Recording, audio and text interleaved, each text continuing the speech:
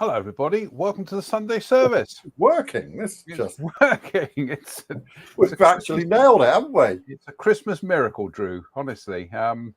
4 years, and we've nailed it. although we almost didn't, did we? Well, you couldn't get your microphone to work, could you? Well, it wasn't so much that. It's just that I should know that when I plug a new device in, it's going to choose that as the microphone if it's got a mic in it, rather than. No. You know, it's just remembering that. So as soon as I remember that, it was fine. Yeah. It was. Here we are. It's all working. It's all working. Absolutely splendid. How you doing, Drew? How you doing? Well, it's been as some people may have seen, it's been a bit of an iffy week for me because I popped my back this week, so I haven't been at work, and it was really, it's very unpleasant, and then it just goes. So you know that for years I have suffered with back problems. I've suffered with sciatic nerve problems, and it's not fun. But it's strange in that, you know, for some of the week, if I turned around strange, you know, if I turned around without thinking about it, I was in agony. But I could bend and lift and stuff, no problem. But just if I did any kind of twisting, But it kind of throws into sharp relief how often you do that sort of movement without thinking about it. I was going to say on the occasions in the last few years, ever since I've been going to see a chiropractor, I've not had any bad episodes of it. But I would be doing things like I could be in the garden working, no problem. I could be lifting the shopping, no problem. You sneeze, and that's it. It's just the most decides to come and give you a visit, and it's the weirdest thing. It's in one part of my back, and that's it. And then today, it's just kind of, you know, over the last couple of days, over the weekend, it's eased right off. And I still know it's there, but it's just like 95% better than it was even on Friday. So Simon Lewis says, Drew, I feel you. My back went into spasm last Friday. A week of diazepam, not quite so bad. And you know what? I think it might actually be a spasm that I get. I think it might be a slight, but it's in one particular area. But anyway, that's been my week. It hasn't been much fun, so it's kind of put a crimp on most of what I would normally do, because you can't lie down comfortably, you can't sleep comfortably, you can't sit up comfortably. So you just end up with this kind of week of abject misery. Yeah, you know. I'm going to do a quick run through, say hello to everybody. So hello, Damien Mullen, Andrew Ontiveros, Simon Lewis, Stephen Pryor, Lee Suter, Jerry Doyle, Philip Jones, Jim Altagot, Russell Taylor. Russell rather kindly sent us some pictures of some new kit, so we'll show those a bit later on.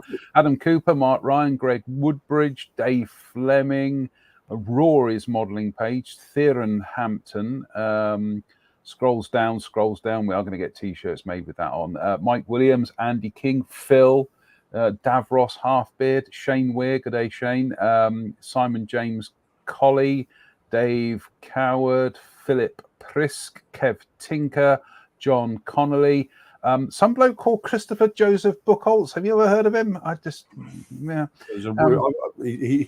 He's a myth.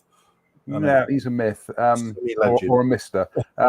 He writes books, apparently. Dougal McWougle, Dave Swindle, Ian Goldstraw. Right, shall we? Good evening, everybody. Shall we crack on? What would you like to talk about first, Drew? Has there been much news this week, per se? There has. And the news this week that that apparently was doing the rounds was Border are doing a M4A1 Sherman mid.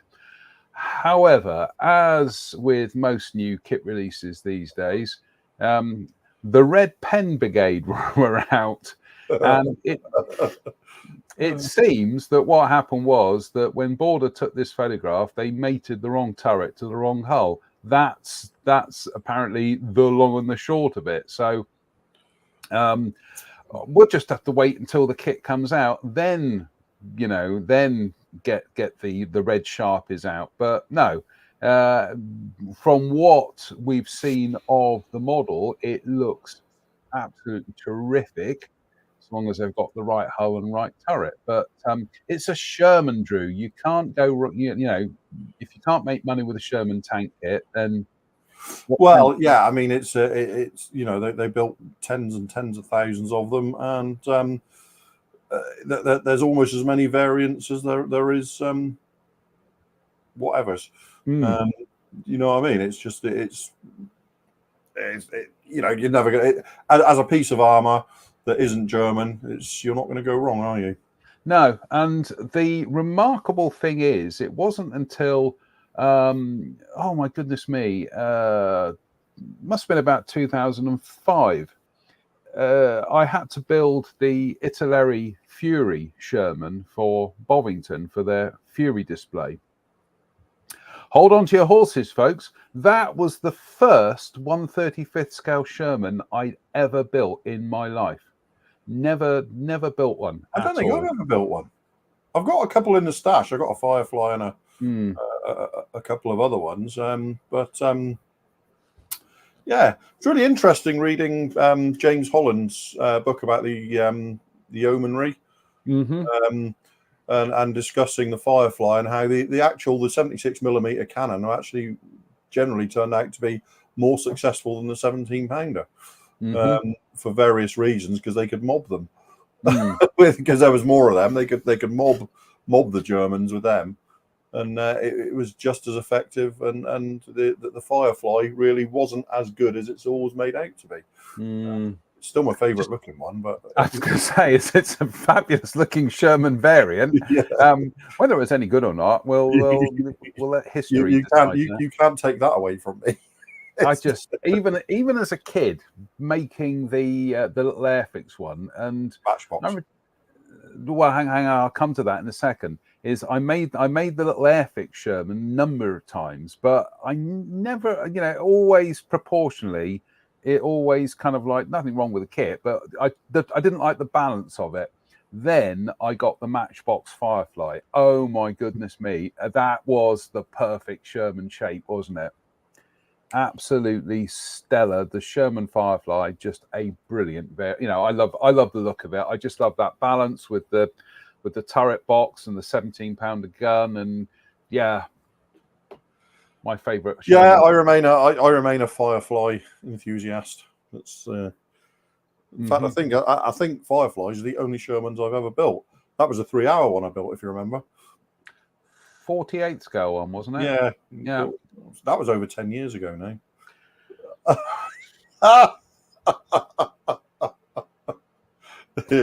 It's terrifying, isn't it? It was telling in my timeline this week that that there were posts coming up to say that Gareth Edwards' Godzilla film was released 10 years ago, yesterday or something. And I'm just like, really? A decade? Yeah, really? Really? Yes. So anyway, yeah. Time marches on, apparently. But there we go. So that's Border. So they're doing their throwing their... I do like the box art. I do like the box, yes. So we will wait to see whether they've got the right match of turrets and hulls and hatches and things. So we are sitting on the fence on that one at the moment, folks. Yes. Until because quite often this is the sort of thing that will get corrected, because there's every possibility they've tooled the different hulls anyway. So it's just, I think this is what they've done. They've tooled the different hulls, and then when it came to actually putting a model together for the photographs, somebody just put the wrong hull to the wrong turret. So that's entirely possible. So we'll just have to wait, and we'll have to wait and see for those that want another Sherman. Kit And there's companies plenty, will and there's never plenty of catch a those cold. about, isn't there? Let's be fair. Yeah, kit companies will never catch a cold with a Sherman. So let's see what people are saying about Shermans. Jim says my favourite Sherman variant is the Calliope. Calliope or Calliope? I think you say Calliope, don't you? Calliope. Calliope. All right then, I'll let you have that one. Dave says he likes cast hull Shermans. No, he doesn't like cast hull Shermans. Oh, he doesn't. Oh no, he doesn't like them. No. Okay. Didn't see the little sick, sick emoji at the end there. Mike Williams says I have only ever built 2 tanks ever. There we go, Mike. We are thinking about doing the out of your comfort zone group build towards the end of the year. Once we got the P34 challenge out of the way, so I think build yourself a tank there. And Jim says border kits look great on the sprues. Building them is another thing. And Jerry, hello Jerry, says the only Sherman I built was the old Matchbox one, must do one. I built the Matchbox one. I built the Revell boxing of the Matchbox one. Oh God, about 10 years ago. Because I went through that phase. Every time I went to Frew Model Centre, I'd be buying the Revell reissues, and and so I was going back and revisiting all the old Matchbox kits through the Revell reboxes. So yeah, it was good fun. That I think I built the Firefly, the Matchbox Firefly in 1978 probably. When I was a slip of a lad. Question from Simon Lewis: with Windsor and Newton Galeria gloss varnish, do you use a wet coat or several lighter coats? Simon, I don't use acrylic glosses. Is a simple answer to that. All my acrylic varnishes are for final finishes and stuff like that. I tend to have the gloss around in case I want to make a flat finish a little bit shinier, but I find that acrylic glosses don't really ever work that well, so I tend to stick with Mr. Colour clears for my gloss coats. Is a simple answer. So basically I don't use it at all for glossing. Simon, get a junk model and give it a blast and let us know how you get on. Yeah, absolutely. Yeah, I mean, it's that's the thing. Is like, I mean, I'm always sort of experimenting with bits of and doing paint trials and stuff. So give it a go. Get back to us. And I'm just here we go. Hobby Time says, what about the 148 scale F16 prototype in prototype colors from Kinetic? Yeah, they've announced they're doing it. So what, the original? No, the anniversary one that's just the anniversary one that's just been that glorious look here. The US Air Force gets it right occasionally, and and my how they've got that right. Well, it's glorious, isn't it? It's so glorious that as those of you who saw that we updated our cover picture during the week, I'm just calling up the cover picture here. This is a kit that I've got several up in the attic, and I've really got to build this one day because I had the Revell catalogue as a kid, and this was all over it. It was a new kit back then, and I think I've got two boxings of this. It's exactly the same one up in the attic, but it is a surprisingly efficient little kit. It was just one of the greatest kits ever when it was released. It was just superb. Engraved panel lines, obviously it's got that 70s simplification to it, but clearly if I want to build this and build it in the prototype colors, I am going to have to find new decals. But I do fancy the idea, and Tim Maunder, if you're watching, you'll love this. I fancy the idea of an F-16 group build. there we go. Well, you know I'm on board because it's an F-16, isn't it? I mean, what could possibly go wrong? Yeah. I just the F-16. It's an all-time classic, isn't it? It just is, and it's one of those ones that will live on in history forever, really, because it's just been so, and they're still making them. So it's been it's first flew 50 years ago this year, and it's been in production for 45 years. Right, I'm going to whisper this, right? But I've never built an F-16 kit. Oh, neither of them. No, sorry, I couldn't do that, could I? No. I think never. Well, I say never built one. I think I've probably started a couple, but I've never actually successfully brought one to conclusion. So I need to. I suspect if you were to list my models, my most built models in order, I suspect the F-16 would probably be second to the Spitfire. Dave makes a very good point. He says, imagine the Spitfire still in production in 1986. Yeah, 50 years, 50 years of it. Yeah. Mr. Spencer Pollard says, is that F-16 a prototype or an FSD? I think he means the Revell one. The Revell one. Yeah. It's a bit of a mishmash, I think, Spencer. It's got that dual nose probe that the early F-16s have, but I think the nose is bigger than the prototype. So I think it's an early FSD, more or less. Yep. And Rory's modelling page says the last one I built was the Matchbox kit. I remember that when it came out. And Davros Halfbeard says the F-16 is a classic, and so is the Lightning gun bay and engines in 1/72 scale in the 80s. So yeah, I think it's the perfect year, isn't it? It's the 50th anniversary of the first flight of the F-16. Let's do an F-16 group build. There we go. Well, you're not going to get any argument from me, are you? As group builds go, I think it's. I don't think you're going to go far wrong. But it's interesting that we've had some really, really good anniversary schemes this year with the Typhoon scheme designed by our very own Mr. Sandon Bailey, wasn't it? Yeah, very nicely done.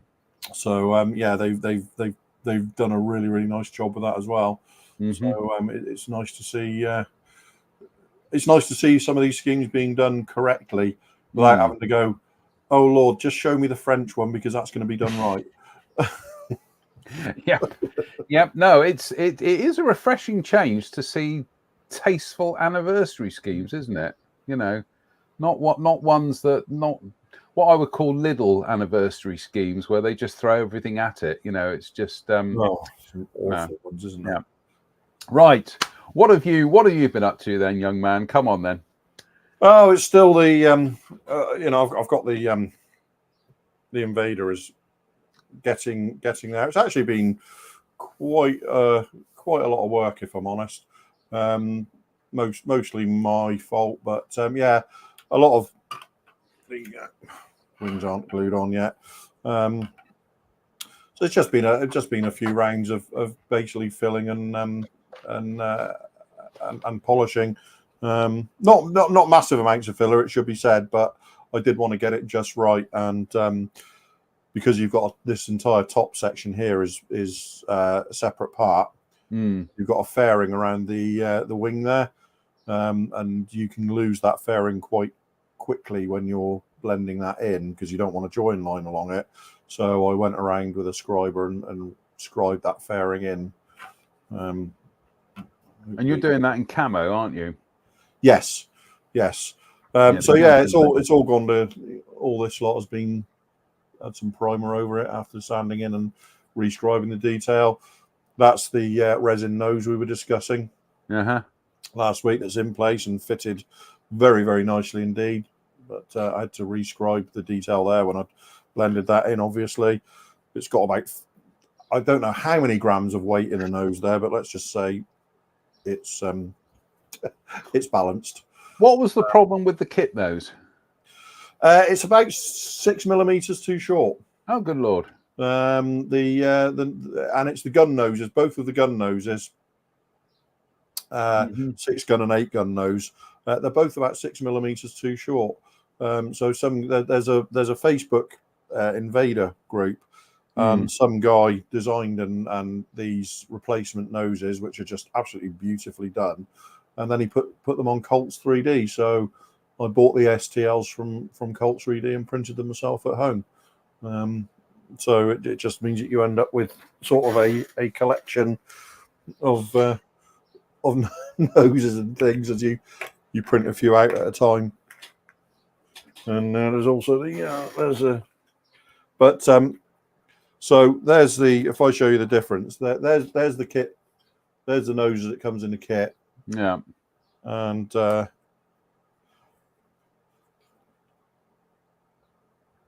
you can see it's, there is a very significant difference in length to correct that length. And that's the, so you got the 6 and the 8 gun noses.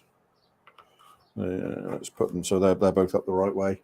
So 6 gun noses had 4 in this side and 2 in this side, and the 8 gun's just got 8 right through the middle. So so that was what I was doing. And I was just saying earlier on today, one of my pet hates, and it's nothing to do, it's not really a fault of the model, it's just a fault of models in general, is that when you glue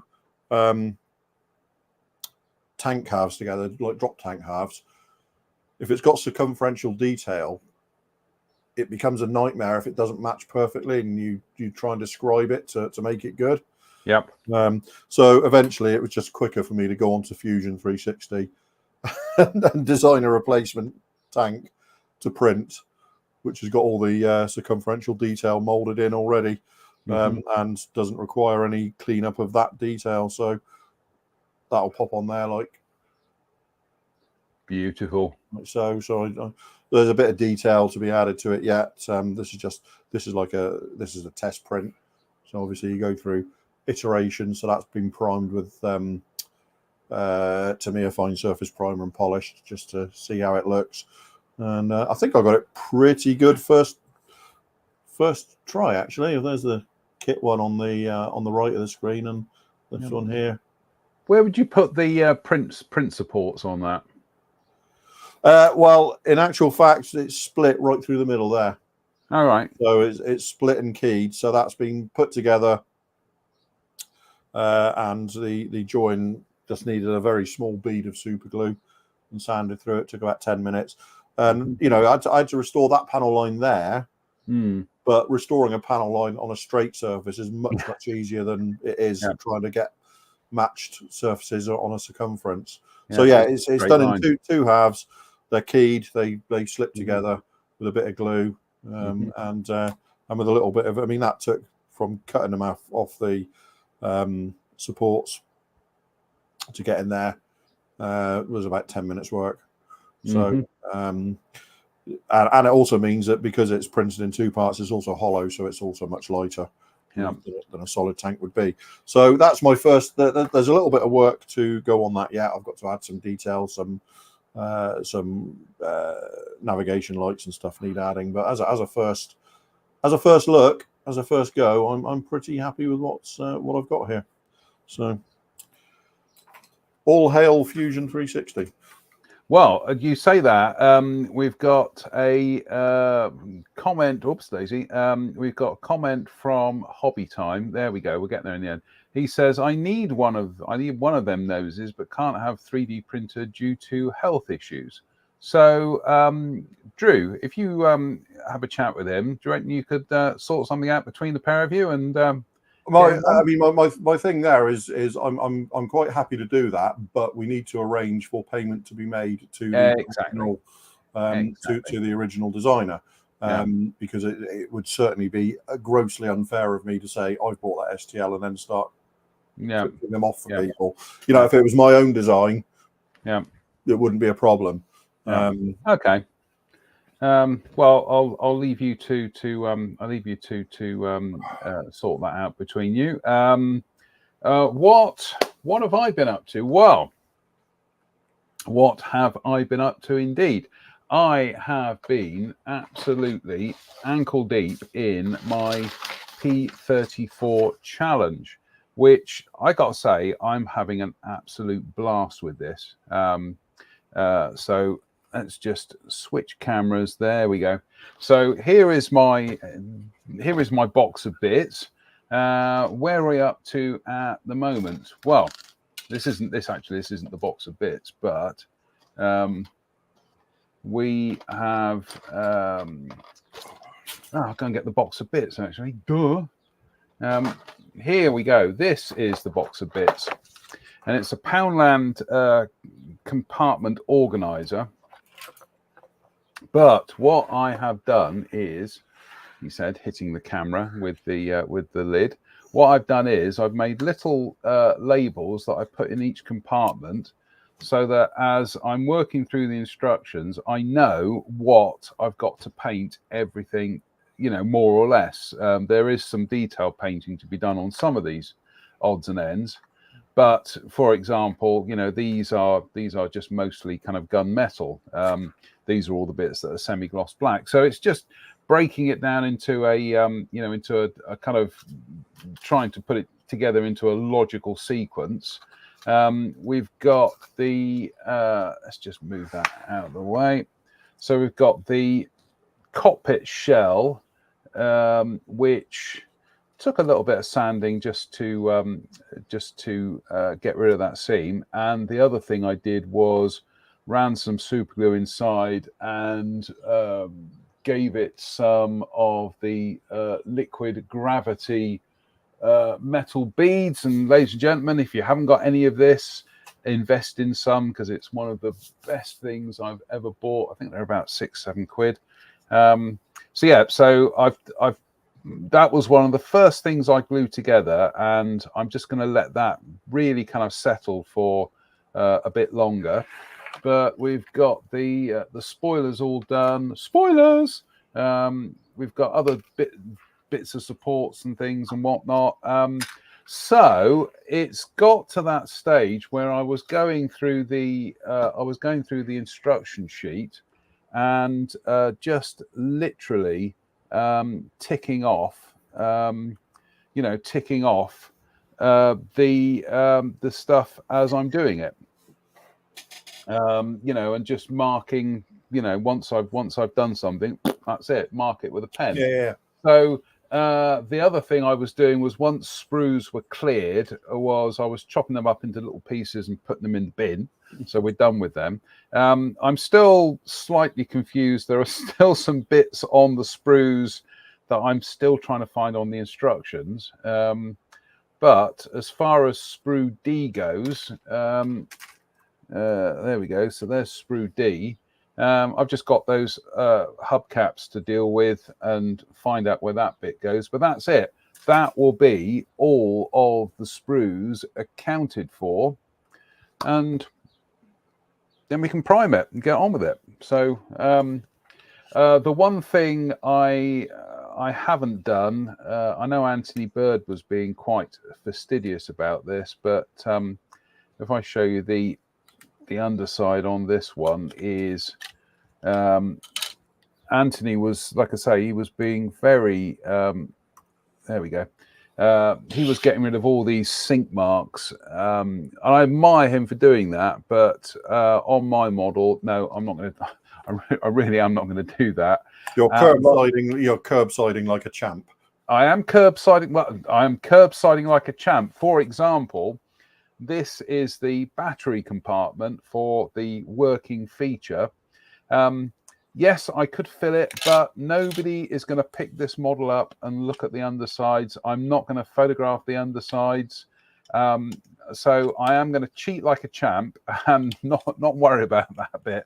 I'm new to this car modeling lark, Drew. So I am going to be doing a certain amount of horrific stuff that's going to terrify, seasoned car modelers. Ian Hartott's probably sitting there tearing his hair out at the moment, but no, I'm working on the principle that if you can't see it from above when it's sat on 6 wheels, I ain't going to worry about it. So I genuinely am really enjoying this because it is massively out of my comfort zone, and like I said, is my late uncle Roger used to build cars, and he was a massive car modeler, and so it's nice to be doing something that kind of puts me in touch with his side of mod. Like I say, as a kid, when we used to go around to my grandparents' farmhouse in Hurst, my uncle would be there building models, and I'd just be like, I wish I could afford to build those. Just Revell dragsters and things. I'd be just like, And now you can. Well, I definitely do want to build a Revell dragster at some stage, but yeah. So that's where we are with the P34 at the moment. We probably about another day or so might start chucking some primer at it, or might actually start looking at putting some paint on it. So progress. And Jim Altegott says, "Wise decision, JM. If you can't see it, forget it." It'd be different if it's an aeroplane, because I think if I started going down the route of building aeroplane models and thinking I'm not going to bother with the seams because they're on the underside. No, it's a bit different, if you see what I mean. Whereas with, like Spencer said, with tanks, that hands up all those who bother to weather the underside of their tanks, or indeed paint them. As I said, I don't even complete track runs if there's side skirts. If it was good enough for Francois, it's good enough for us. Francois Verlinden liked a post of mine this week. All right, okay. I was like, it's like a little bit starstruck, if I'm honest.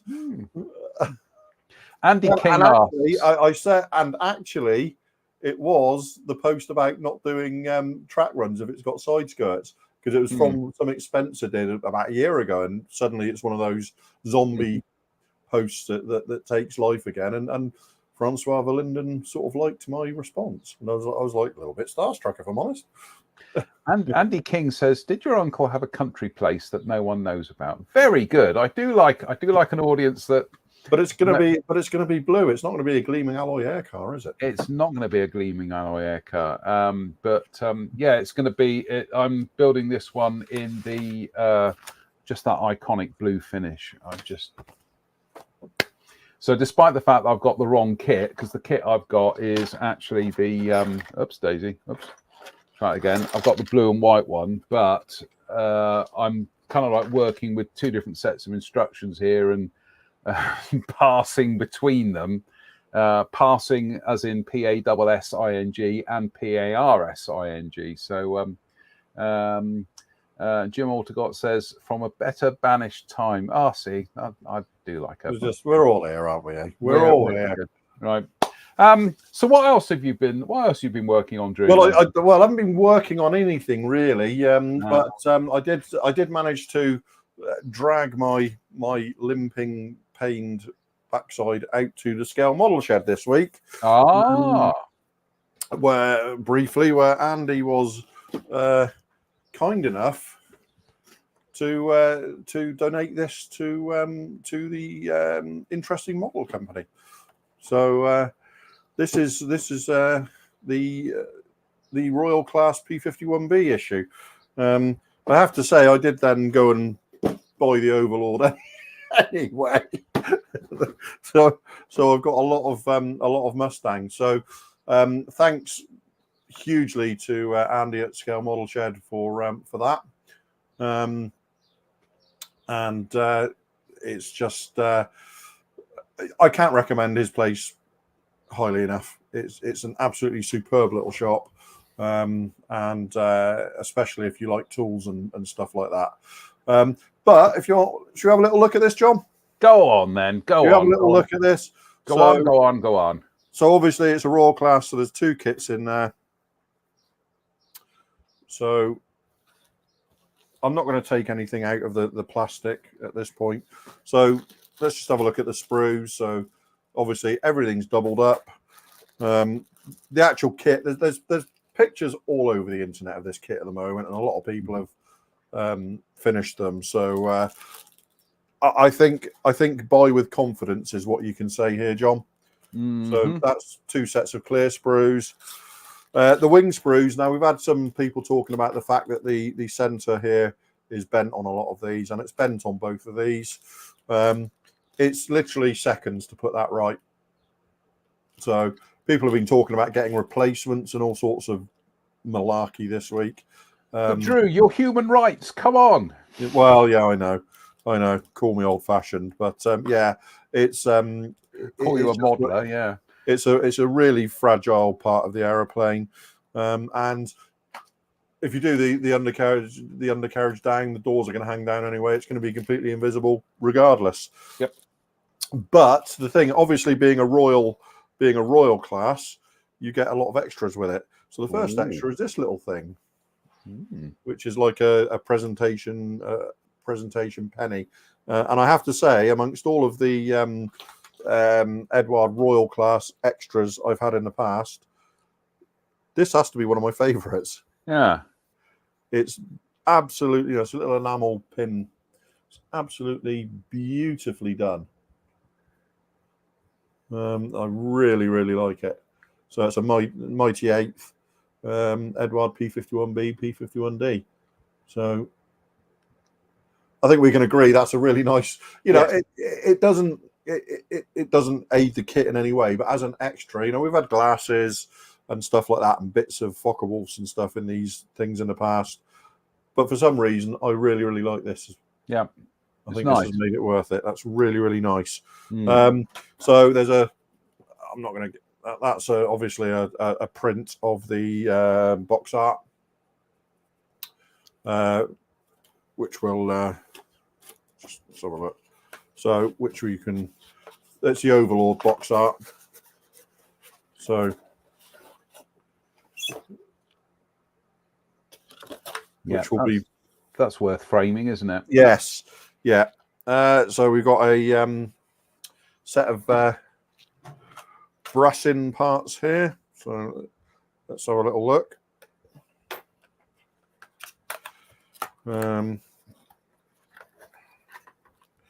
So a couple of different seats there, 3D printed seats. A load of 2 different styles of wheels, 2 different styles of exhausts. Are they cast resin or are they 3D printed? These all look 3D printed to me. Okay. Possibly the exhausts are cast. I don't know, but certainly the wheels have got supports on them and stuff, so they're 3D printed. So yeah, there's seats and exhausts and wheels and stuff there, which are all, yeah, just checking that's empty. And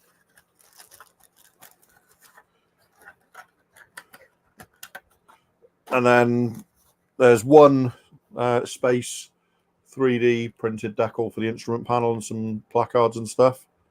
There's only one of those in the kit, so you have to make a choice of which one you're gonna use, shall we say?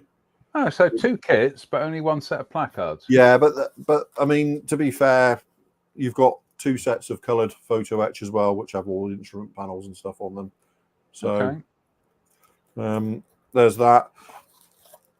Foam inserts to mask the wheel wells. Yeah, again, I mean, it's like totally non-essential, but really, really handy. Mm-hmm. And they're quite firm little foam masks. So I really like that, I have to say. Mm-hmm. That's a great little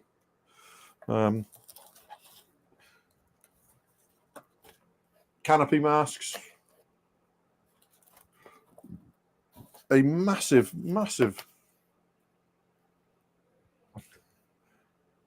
decal sheet. Yeah. 2 decal sheets, Good 3 grip. decal sheets, 4 decal sheets, 5 decal sheets, 6 decal sheets with errata and stuff, covering a load of different Mustangs for you to choose from. I'm just going to have a quick. Now, my concern with Edward still remains the quality of the printing, so that's what we're going to check. So we go to a fairly saturated color like the reds and yellows here, and the insignia blue. Pretty nice. They're definitely getting better. They are definitely getting better. There's not too much there that says don't use these, which tells you that they've come a very long way. Mm-hmm. But I'm actually, I'm reasonably happy with those decals, and look forward to using them. So there's that, and then you've got another one on this flip side with another different sets of artwork, and they give you variants of the same aircraft as well for you to make a choice, like bald eagle there in 2 different colors for you to choose. Yep. Which one you want. 2 Louis the thirds there, and some other ones there. That's an errata sheet and some more instrument panel decals. And I mean these instructions here. So typically Edward, it's a very, very complete package. And then you get through to the color schemes, and there is just a whole heap of schemes in various different colors as well. Some of them are natural metal, and some of them are olive drab and neutral grey. At least one of them, I think, is olive drab and natural metal. So yeah, the Hunter Texas, which is the one that came in the original Airfix one, yeah, 1978. Yeah. That's actually shown here with silver undersides. Okay. Rather than neutral grey, and I presume that they've done their research, because it's not like there are other options on there that are neutral grey. Yeah. So I'm presuming they've done their research. So and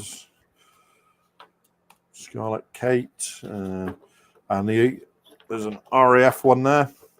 Oh. So there's a couple with Malcolm Hoods as well. So there's one RAF. One of the questions there was your brother Rory. He said, "Do you get a Malcolm Hood in it?" Yeah, you pretty much get every variant of P51B possible, with the exception of the ones with the fillet. Have they done the Malcolm Hood? Have they done it as a slid version and a closed version? Or you get both. The closed version has got the rails molded in with it, so it all goes onto the fuselage together. Really cleverly done. And you've obviously got an open variant as well. So there's Shangri-La there, which is another famous. It's full of, I mean, most of these Mustangs are all very famous aeroplanes, aren't they? Mm-hmm. Shangri-La, Bald Eagle, which is a bit of a no-brainer. I just think that's a great scheme. Bald Eagle is such a nice scheme. Although I promptly went and got Uard by Louis III as well, which was there you go. So Andy has asked if I'll build one of these for display in his shop, so we've agreed that I'll build one of these as the RAF aircraft for display in his shop. More than happy to do that. So yeah, there's see, yeah. So anyway, there's the that's the Royal class kit, which I think is a thick end of nearly 80 quid. Again, it's as with all of these things, I say whether you think that's worth it for what you get is a personal decision. So I love that pin. just think that's a great pin. So, but if that is too rich for your tastes, he says, trying to get the lid back on. If that is too rich for your tastes, the dual boxing, the Overlord boxing here, is, I think it's about 49 pounds, which is, very nice. A lot of the we'll skip them. We don't need to look at them. We don't need to look at them. So this is quite a bit simpler in that you get the cockpit masks, you get the coloured etch for seat belts and interior and stuff like that. A huge decal sheet. And another huge decal sheet. Now I think I'm right. I thought they were all completely different schemes, but most of the schemes are repeated. Yeah, are repeated. Not all of them, but most of them. No. I don't think Passion Wagon is in the other one. But yeah, this one's got the Hun Hunter Texas and Marge Maru and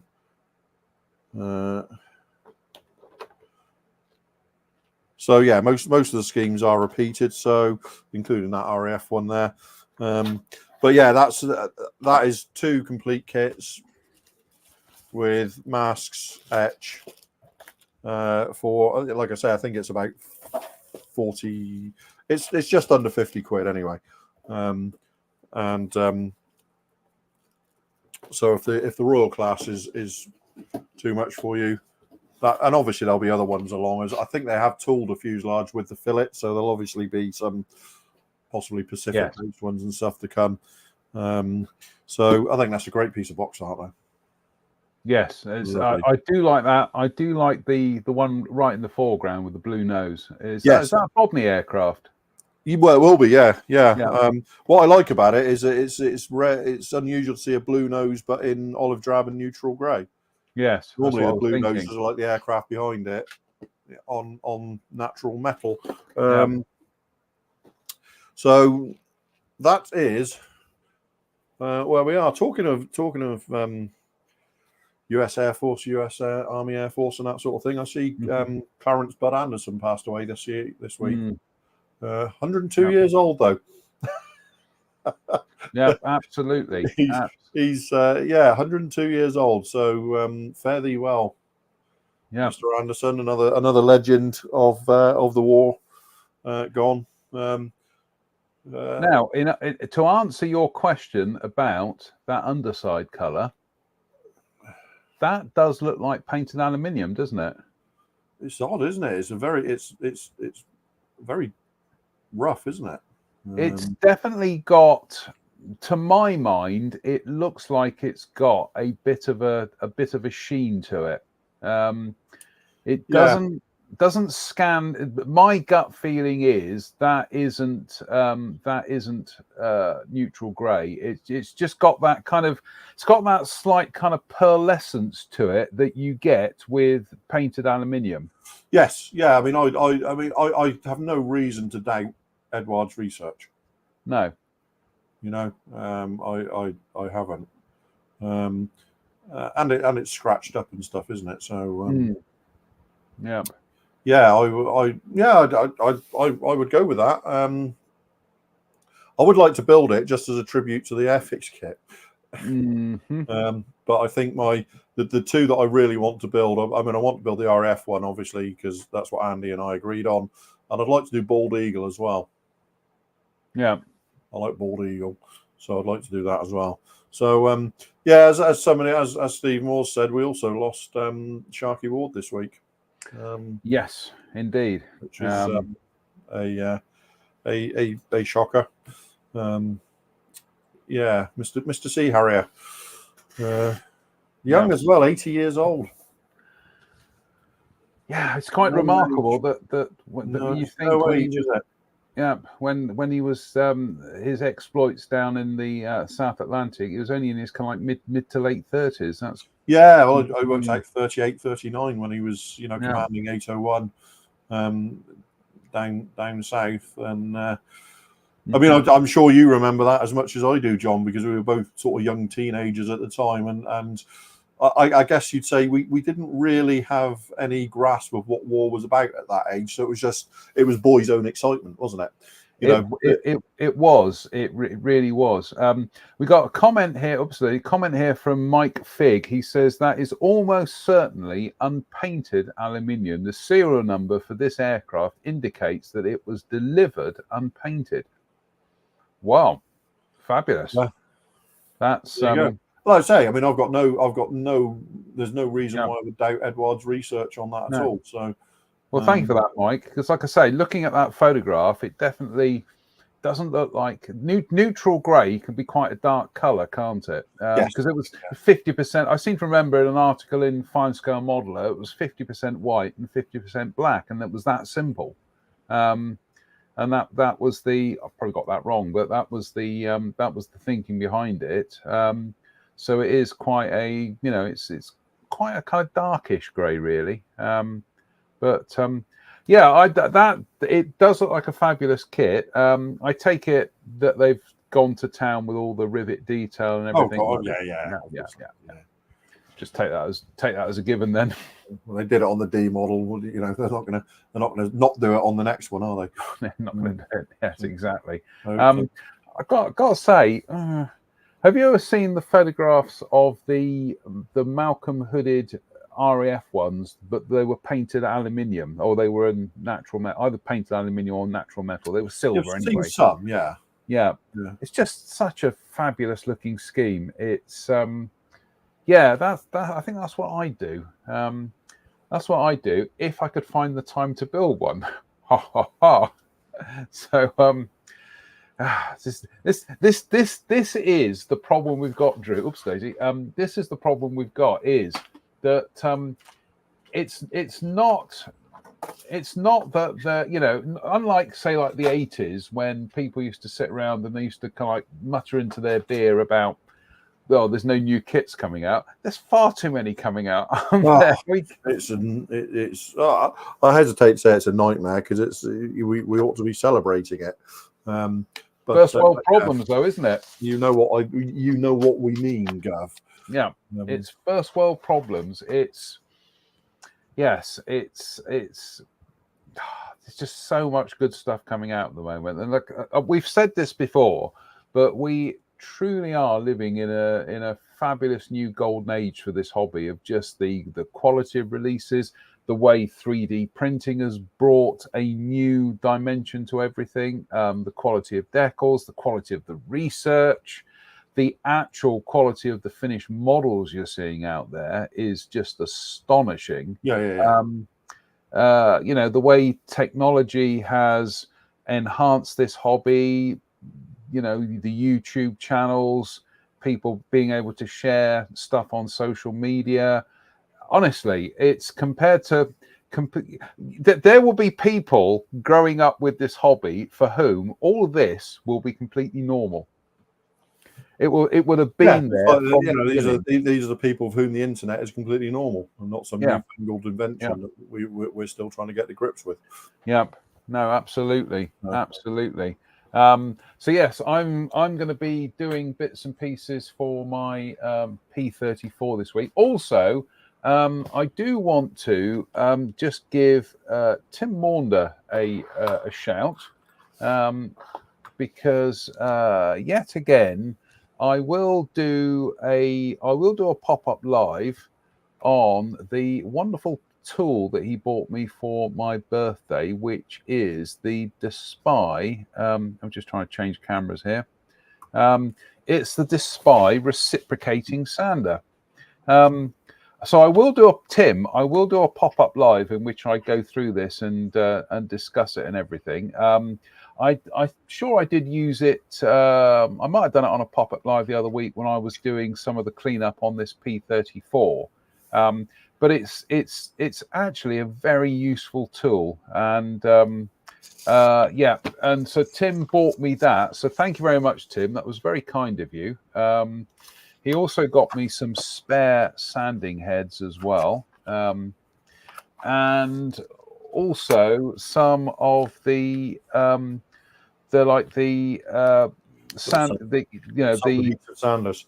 Yeah, it says full grind, sanding paper. So these are the things that you kind of glue into them and whatever, self-adhesive. So we will, like I say, we will do a pop-up live at some stage where I just go through that and put it into action. I think is the best way of putting it.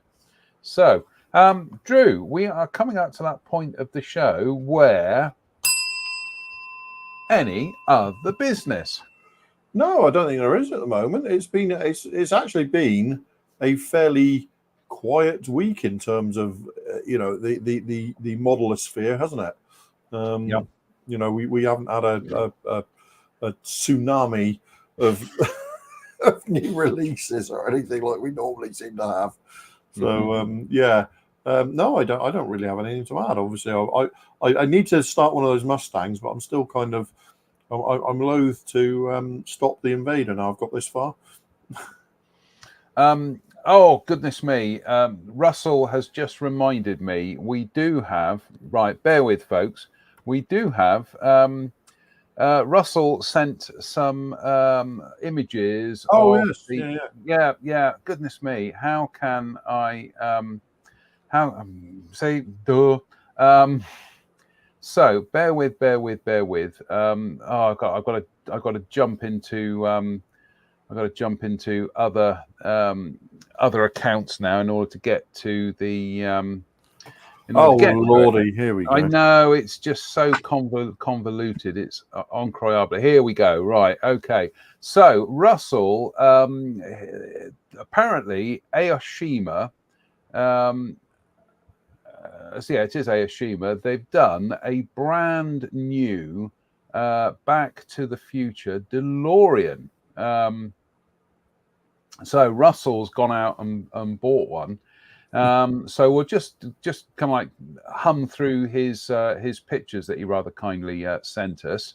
So as is this an all new tool or is it brand new tooling? Apparently, according to Russell, a brand new tooling.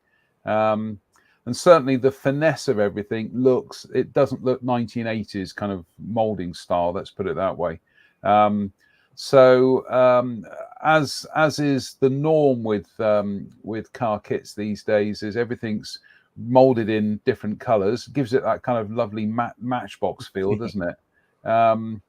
So hopefully Russell will send us some polythene bagged pics at some stage, but also hopefully some in progress pics. Yes, some in progress pics as well, please, Russell. That would be fabulous. But this does interest me because I do like the Back to the Future films, and this definitely does. Drew, this doesn't look like a 1980s kit, does it? It doesn't. No, very much no. And there we go. We've got rather splendid decal sheet there, including markings. Looks like there's markings there for the flux capacitor as well. Some detail up parts as well. So some photo etch for the grills. And we'll just work our way through the instruction sheet. There is actually one they do include in this apparently. Parts for the flame. There's the flux capacitor. Goodness me, that's complex, isn't it? Yeah, let's go back to that. That's a lot of parts, isn't it? Get your money's worth out of that, really. Yeah, apparently they do include parts for the flames coming off the wheels. So I'm just going through the oh no, perhaps they haven't. There they go. Look, you see on the photograph there. Yeah, isn't that clever? It's only an option if you get up to 88 miles an hour, though, isn't it? That's true. Very good. Thanks for that, Russell. I really want to watch Back to the Future now. Well, do you know what? It's one of those things that I think I've watched the sequels more than I've actually watched the original. Oh, really? Isn't that strange? Isn't that just bizarre, isn't it? Well, I think it's one of the few ones where the sequels were as good. Yes, I think it doesn't very often happen, does it? Well, the thing I like about the sequels is that they didn't try to remake the original film, if you see what I mean. Yeah. Russell also sent us some pictures of the little tuk-tuk model by, I've forgotten who it's by now. See, Tony Surridge says tuk-tuk as well. Russell says tuk-tuk. I can't. Let me just go onto our Facebook page, because, as always with the way Facebook have done this, is they split Facebook pages and Facebook groups. It's such a pain dans la derrière. But why they decided that everything had to be broken up into two different streams, I suppose, revenue really. Here we go. Right, Gecko. That's it. Sorry, Russell. Right, here we go. Gecko, the Gecko tuk-tuk. This is definitely on my shopping list. I just think this is such a fabulous looking vehicle, isn't it? We'll just whiz through the instructions here. Sorry, Russell, I almost completely forgot about this tonight. But yeah, this. I haven't built anything by Gecko, so it's always nice to build something by a new manufacturer. What I like about this is it doesn't look like they've mini-arted it in terms of over complicated the engineering. I do like mini art, but they can be a little bit what's the word, Drewe, finicky? Overly complicated. Overly complicated, yeah. But this does look, I just like the look of this. Some very small pieces, but yep. So I'm going to be keeping an eye out to see what the best price is for one of these. And the beauty of it being a kind of utility vehicle is you can weather them. So and you get some figures as well. You get some by the logo on the side, Lambro or whatever. Is it of Italian descent, Lambretta sort of thing? Because it's the same sort of style of logo and font. And yeah. Do you know what? My knowledge of tuk-tuks is limited, so yeah. We're going to look that up live on air. Ghost stories can wait, because I want to find out what the story is. I'm sure one of our viewers will tell us. Yeah, apparently they are made by Piaggio. there we go. Yeah, there we go. So yeah, so I'm just trying to find my page again. Yeah, these just are crying out to be weathered, aren't they? Just really kind of a bit rusty and a bit tatty. Well, and decorated. Yes, absolutely. So here are the parts. Looks nicely molded as well. I think that's some sacking. That's the seating rather. So thank you very much for that, Russell. This is on my to-do list. Just such a fabulous looking vehicle, isn't it, Drew? It's yep. Yeah, they're cute and they're everywhere in Asia. Yep. No, absolutely. So thanks for that, Russell. Yep. Rory says yes. It's an ape. There we go. Right. So, any other business? No, that's it. We're done. We're absolutely finished. What's your plan for the week then, Drew? Well, presuming the back holds out, I'll go back to work and I'm going to crack on with this Invader, I think. Although we'll see if I'm sort of. I should box it and start the one of the Mustangs as agreed. I also found this today in the there we go. Any other business? Go on. In the partially completed pile, which is actually it's one of those ones where I wasn't happy with it, and I set it aside for a few months. I'm looking at it now and thinking, why wasn't I happy with it? Is that the Hobby Boss kit? Yeah, Yeah. it's actually looking quite nice, isn't it? So nothing wrong with that. Finish it off, man. For goodness sake. I may well finish this off. But yeah, it's funny how that happens. I often find that's the thing. You put something away because you're not happy with it. Leave it for a few months, grab it back out, and then you go, why wasn't I happy with this? Yeah, I've forgotten what I didn't like about that. Yeah. And yeah, it's amazing the number of times I've done that. I've picked up a project and just suddenly gone, why did I stop building that? And but I'm looking at that and I'm really rather impressed with it. I think I did a really nice job. So yeah. What didn't I like, John? What didn't I like about it, John? Come on. I'm just looking at the shelf of doom here and I'm thinking, what didn't I like about that one? What didn't I like about that one? Yeah.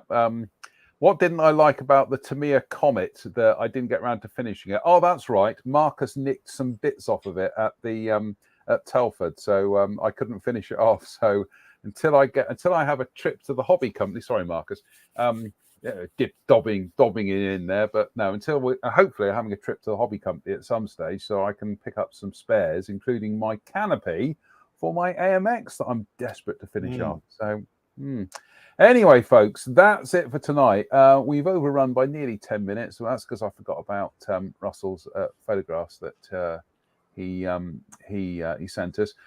Christopher Joseph Bookhart says one Hollywood secret is that the flux capacitor in its prop gizmos included the oscillation overthruster from Buckaroo Banzai. Indeed, yes. You ever seen Buckaroo Banzai, Drew? I don't think I have. Very good film. Very, very, very interesting film. Very cultish, I think is the best way of describing it. We'll do a film thing another time. I think you and I have definitely got we've definitely got to have a film night at some stage. The other thing that I'm hoping to do is drag Mr. Pollard back on the show when he's finished he's remodeling his downstairs at the moment. Downstairs. He's only got a downstairs. He's only got a downstairs. We will try and do another interesting modelling company quiz.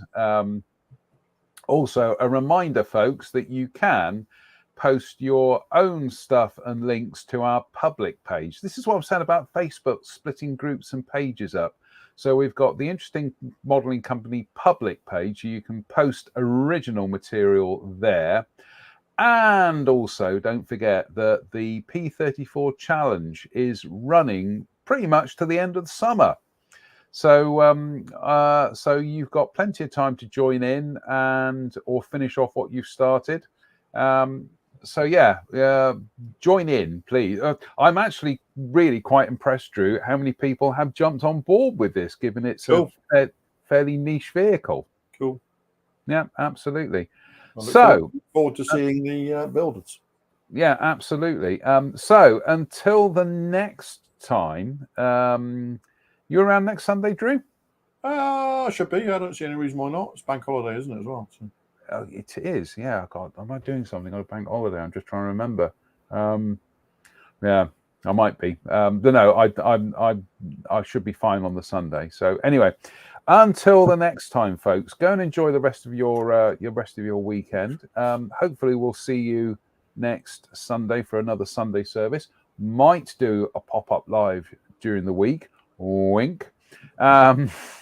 So until then, from myself and Drew, take care, stay out of trouble, and tonight we will leave you with this. Good night.